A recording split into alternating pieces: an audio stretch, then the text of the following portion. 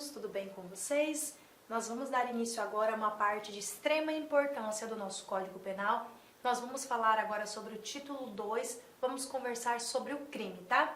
E pessoal, aqui, antes que nós continuemos a análise artigo por artigo, eu preciso fazer uma introdução com vocês sobre o conceito de crime, sobre o que nós enxergamos, sobre o que cai em prova acerca desse assunto, tá? Claro, dentro da análise do conceito de crime, do conceito analítico de crime, vamos ter os artigos e nós vamos inserindo-os aqui na aula, na medida com que nós vamos nos aproximando dele, tá ok? Mas antes de eu entrar, por exemplo, no artigo 13, eu preciso fazer uma análise anterior sobre todo o conceito analítico do crime, sobre todo o conceito da árvore do crime, para que nós possamos conversar sobre todos os aspectos e requisitos que caem na sua prova, tá ok? Então vamos lá, título 2 do crime, e nós vamos fazer aí aquela análise, aquela introdução, e nós vamos devagar.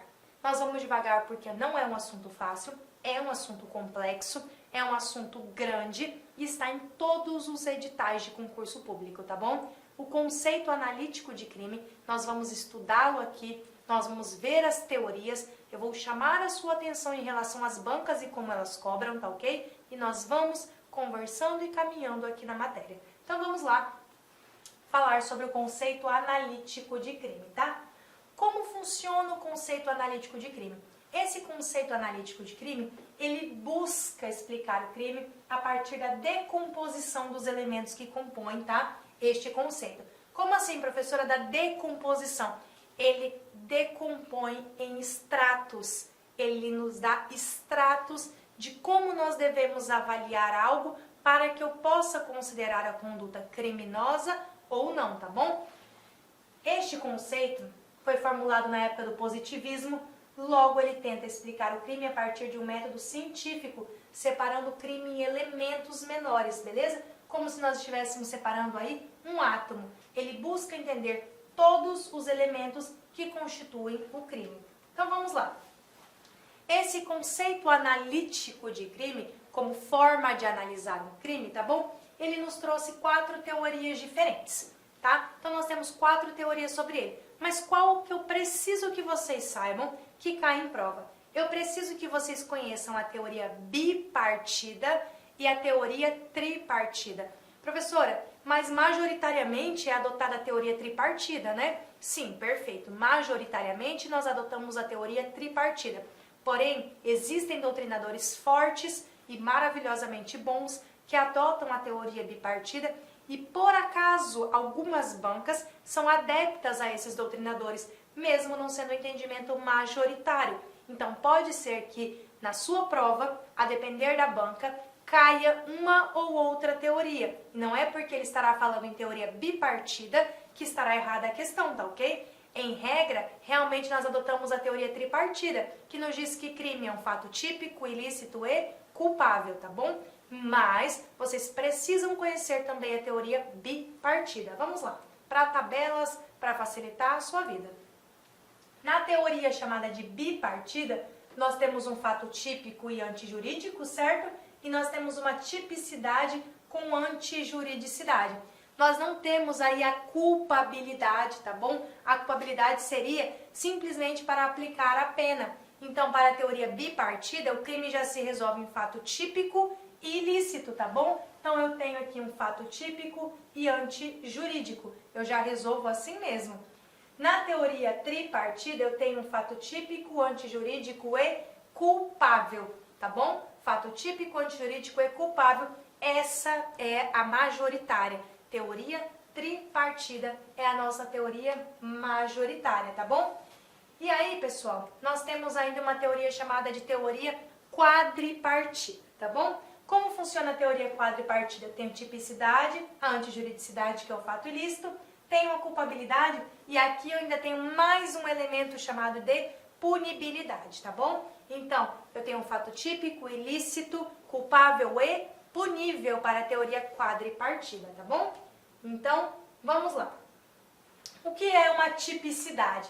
Pessoal, a tipicidade ela é a prática de um comportamento consciente e voluntário que oferece ameaça ou lesão de ameaça, certo? Em determinados bens jurídicos que se encontram previstos em lei. Então, para ser típico, eu preciso que haja previsão legal. Por exemplo, matar alguém é um fato típico, porque se eu abrir o artigo 121, vai estar escrito matar alguém. Logo, 121, matar alguém é um fato típico.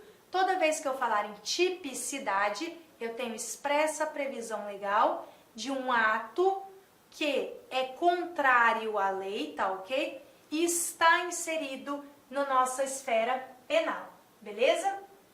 Mas eu ter lá, abrir o 121, matar alguém, já é suficiente para dizer que houve crime? Não, porque para ter crime, conforme a teoria majoritária, eu preciso de um fato típico, preciso de um fato ilícito e preciso de um fato culpável. Repito, conforme a doutrina majoritária, tá bom? Antijuridicidade. O que é antijuridicidade? O que é o ilícito, tá bom? Conhecido como antijuridicidade. É a contrariedade entre o comportamento praticado e o ordenamento jurídico. Por exemplo, legítima defesa ao matar. Apesar de ter um fato típico, eu não tenho aqui um ato contrário ao direito. Logo, tenho a tipicidade, mas não tenho antijuridicidade. Logo, eu não tenho crime, tá? Culpabilidade é o meu juízo de reprovação, tá bom? Eu só tenho um fato culpável quando eu reprovo aí isso. E eu posso reprovar, pode ser reprovável por imputabilidade, por potencial consciência da ilicitude, e eu posso reprovar ainda por inexigibilidade de conduta diversa. Vamos aqui. Pessoal, quando eu falo para vocês, e aí eu preciso fazer um desenho, em crime, em conceito analítico de crime, tá? Eu preciso que vocês me acompanhem devagar. Tudo isso que nós conversamos, para dar a introdução inicial, eu vou explicar aqui para vocês. Vamos lá. Comecei a teoria do crime, comecei falando em crime. Primeira coisa, nós já vimos que é como se fosse um átomo. Eu vou desfragmentando em elementos. Então, para eu ter crime, conforme a doutrina majoritária, eu preciso de 3 coisas. Vamos lá. Para eu ter crime, eu vou desenhar para vocês uma árvore.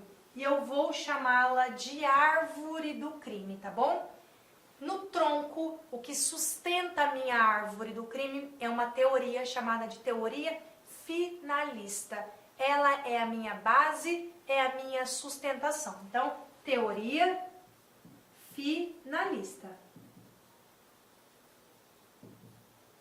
Essa teoria finalista é o que está na base, é o que está no tronco, é o que me dá sustentação para eu explicar toda a dinâmica do crime. E aí, pelo conceito analítico, onde eu desfragmento, onde eu divido o crime em 3 pedacinhos. Eu divido o crime em fato típico, eu divido o crime em ilícito ou antijuridicidade, a ilicitude, em ilícito, e eu divido ainda em culpabilidade. Então, fato típico, ilícito e culpável. Beleza. Culpável. Então, eu dividi. Eu tenho uma árvore chamada de árvore do crime, certo? Em que o tronco, em que a sustentação se dá pela teoria finalista e pelo conceito analítico de crime que é empregado no direito penal, eu divido o meu crime, ou meus fatos em fato típico, ilícito e culpável, e se eu tiver todos eles, eu tenho uma coisa chamada igual a crime. Igual a crime. Assim que eu divido a minha árvore do crime, tá bom? E como toda boa árvore, essa nossa árvore do crime, ela dá frutos, tá bom? Esta árvore dá frutos. O tronco, a minha base, a minha estrutura é a teoria finalista. Olá, meus amigos, minhas amigas, eu sou o professor Lac. Inicialmente eu peço licença para vocês, eu peço desculpa, pois eu interrompi os seus estudos, mas o propósito desse vídeo no YouTube ele é para divulgar o nosso trabalho, para que o aluno se depare com os nossos professores, com a nossa metodologia. Papo sério, esse curso nosso aqui é super atualizado, ele é ponto a ponto do edital. Esse curso aqui você pode ter absoluta certeza que aqui você vai conseguir adquirir todo o conhecimento necessário suficiente para aprovação. Essa aula representa apenas 30% da aula. Se você quiser assistir os 70% restante, quer ter o PDF dessa videoaula, se você deseja ainda, tá? Deseja ainda estudar pelo nosso personal coach, que é a nossa metodologia, investimento, olha só, super promoção, não tem desculpa, apenas uma parcela de R$ 159,90. Vai ser o seu melhor investimento, vai ser um excelente custo-benefício, a aprendizagem que você vai ter. E como disse, aqui tem um conteúdo necessário para que você seja aprovado no concurso do Tribunal de Justiça do Estado de São Paulo para o cargo de oficial de justiça. Então espero vocês aqui na LAC. Valeu, tchau, tchau.